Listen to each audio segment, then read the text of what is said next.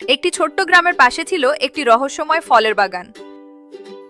গ্রামের সবাই বলতো এই বাগানের ফল শুধু তার সঙ্গেই কথা বলে যার মন একেবারে নিষ্পাপ, কিন্তু কেউ কখনো সেই কথা সত্যতা প্রমাণ করতে পারেনি।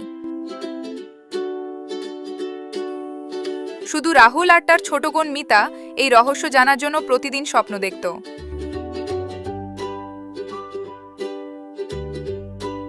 একদিন তারা দুজনে চুপি চুপি বাগানের ভিতরে ঢুকে পড়ল।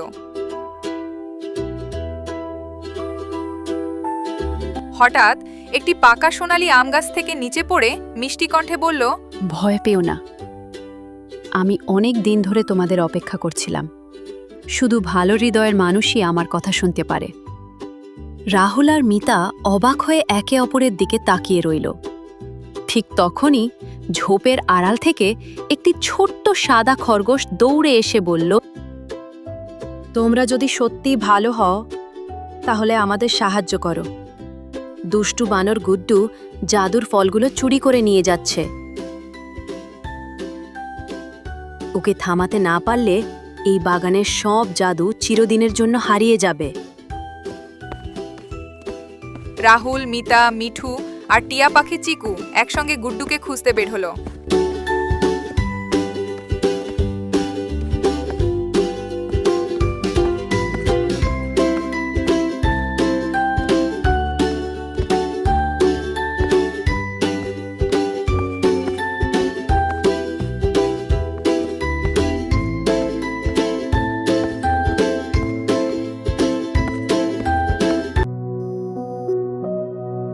অনেক খোঁজার পর তারা নদীর ধারে গুড্ডুকে দেখতে পেল। তার হাতে ছিল জাদুর ফল ভরা ঝুড়ি, কিন্তু কাছে গিয়েই তারা বুঝতে পারল গুড্ডু ফল চুরি করেনি নিজের লোভে, সে কাঁদছিল।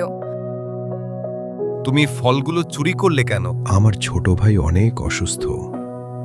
জঙ্গলের জ্ঞানী পেঁচা বলেছে এই জাদুর ফল খেলে সে সুস্থ হয়ে যাবে।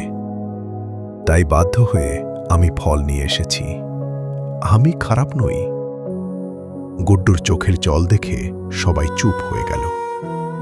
ঠিক তখনই আপেল রানী এসে বলল, যে নিজের জন্য নয় অন্যের জন্য কাঁদে সে কখনো খারাপ হতে পারে না, কিন্তু অনুমতি ছাড়া কিছু নেওয়াও ঠিক নয়।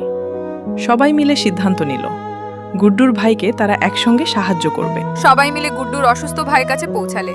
সোনালী আম নিজের জাদুর শক্তি দিয়ে একটি সোনার রঙের মিষ্টি ফল তৈরি করলো। ছোট্ট বানরটি ফলটি খাওয়ার কিছুক্ষণ পরেই ধীরে ধীরে সুস্থ হয়ে উঠল। গুড্ডুর চোখে আনন্দের জল চলে এলো। সে হাঁটু গেড়ে বসে বলল,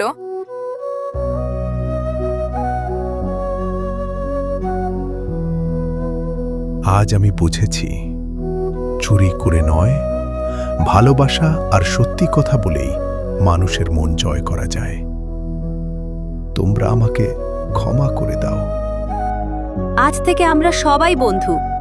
এই বাগানে আর কখনো কেউ একা থাকবে না। সেদিনের পর থেকে মানুষ, প্রাণী আর ফল সবাই একসঙ্গে আনন্দে থাকতে লাগলো। জাদুর বাগান আর কখনো অন্ধকারে ডুবে যায়নি, কারণ সেখানে লোভ নয়, বন্ধুত্ব, ভালোবাসা আর বিশ্বাসই ছিল সবচেয়ে বড় শক্তি।